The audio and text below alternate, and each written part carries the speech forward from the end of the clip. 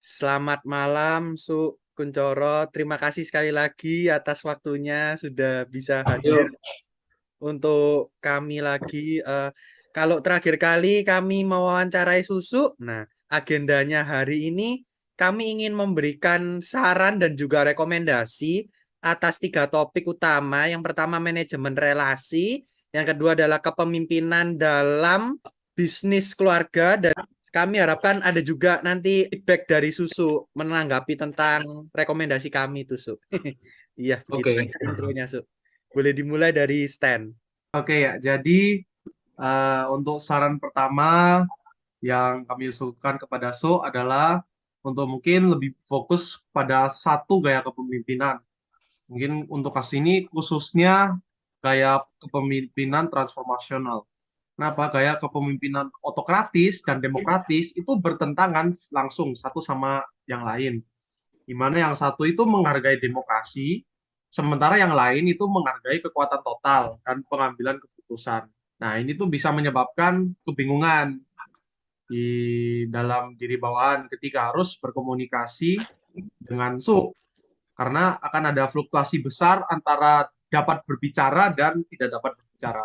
Namun, kepemimpinan transformasional itu menjadi alternatif tunggal yang hebat. Kenapa? Karena sesuai dengan berbagai senario serta inovasi bawahan. Inspirasi karyawan untuk berinovasi. Sudah, Ya, begitu. sudah, tapi kadang ya itu nggak jalan sih. Ya mungkin karena apa ya, SPG kan eh, pendidikannya ya cuma SMA, terus saya bahkan pernah dapat supervisor bekasnya dari Huawei rasanya. Sama kedua ada supervisor yang juga sudah pengalaman, tapi ya itu tetap nggak jalan. Kalau full demokrasi, yaitu yang pernah saya sampaikan, loh, mendengarkan mereka ngomong ya, yaitu sudah jam kerja di tempat saya kan sudah ada shift-shiftan. Padahal di counter lain itu ngefull terus gitu. Ya. Tapi tapi keinginan mereka nanti lah sudah punya karyawan ya. Keinginan mereka itu lebih banyak dari ya toh. Bisa digaji banyak, liburnya banyak. Waduh, wis, ya. Saya bilang ya itu, kita dengerin, cuma kadang kita nggak bisa ngikut kamu. Ya saya mesti kasih penjelasan. Like, kalau full autokrasi, ya kita kita langsung tembak dia nggak pernah dengerin mereka ya. Kadang ada beberapa usulan mereka ya saya terima. Tapi ada beberapa usulan yang waduh banyak ya itu banyak maunya tapi nggak bisa kerja sambil tidur-tiduran ya. Ya, tapi transformasi ya oke lah. Saran kedua kami kepada Bapak Kuncoro adalah untuk lebih meningkatkan pengaruh visinya kepada bawahannya. Em, seperti seperti Bapak yang telah menyebutkan adanya kasus-kasus di mana konflik internal berkecamuk hingga keluarnya bawahan dari bisnis. Agar hal ini setidaknya dapat dikurangi, harus ada faktor pengikat yang memungkinkan mereka untuk bekerja di bawah satu tujuan dan mengurangi kepentingan pribadi saat bekerja. Kami percaya bahwa faktor seperti itu adalah visi yang telah diusahakan dengan sangat keras oleh Tuan Kuncoro, oleh Bapak. Terutama karena itulah yang harus diperjuangkan oleh bisnis secara keseluruhan. Terus jika bawahan memiliki pemahaman yang lebih baik tentang visi, maka mereka akan berkontribusi lebih banyak untuk pekerjaan mereka dan memberikan segalanya. SPG itu ya ceritanya kayak tim marketing jadi ujung tombak. Kalau yang SPG yang lama-lama itu saya sering sering turun ke lapangan, sering jaga counter sama mereka. Tapi yang baru-baru memang tidak banyak berinteraksi dengan saya. Terus ya ya masukannya bagus, cuma ya mungkin bisa saya sampaikan kembali. Saya dulu kan pernah ikut di perusahaan multinasional. Kalian pasti ya sudah tahu kalau perusahaan besar rata-rata eh, perusahaan Matahari, Unilever, mereka rata-rata memberikan kontrak kerja 6 bulanan. Tidak mau mengikat SPG, tahu ya. Tidak mau mengikat tenaga marketing lebih lama.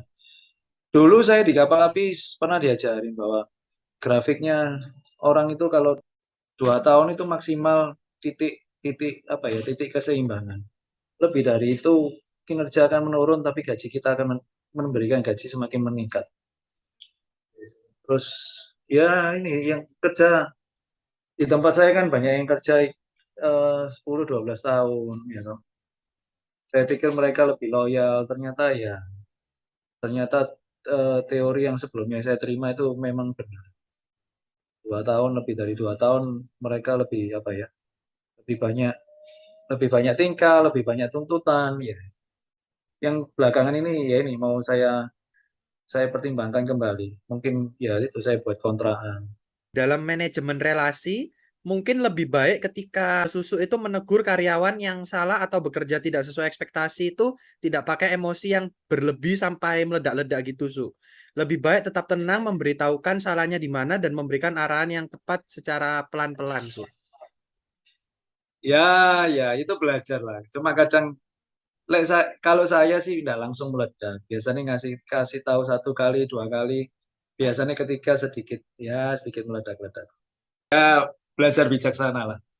Berdasarkan video yang dosen kami tunjukkan di kelas beberapa minggu lalu itu ada mengenai manajemen relasi, Su. Jadi ada survei yang menyebutkan jika salah satu unsur kerjasama tim yang sukses adalah memberikan semua anggota tim jatah waktu yang kurang lebih sama dalam beropini mengenai suatu permasalahan yang sedang dihadapi.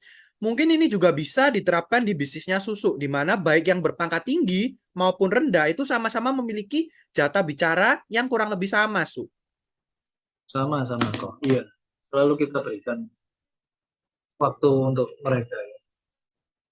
Ya nanti kalau kalian sudah apa ya terjun sendiri di dunia bisnis ya akan belajar banyak lah.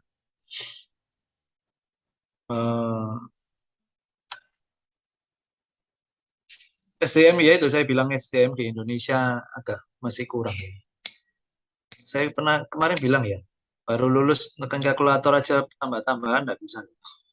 Saya sampai mikir ini mereka sekolah kalkulatoran ya nggak bisa. Tekannya tekannya ya pelan-pelan gitu loh. Tambah-tambahan mereka duit ya mereka nggak diajarin. Ya. Apalagi kalau sudah ratusan ribu, sudah jutaan itu sudah waduh kacau kok. Waktu saya ke Hong Kong lihat kasir, nggak pakai kalkulator, saya kan seneng hitung-hitungan. Saya nyoba jumlah belanjaan sama kasirnya Hong Kong itu lebih cepat. Saya bilang gila ini orang cepat ya. Andaikan di Indonesia seperti itu.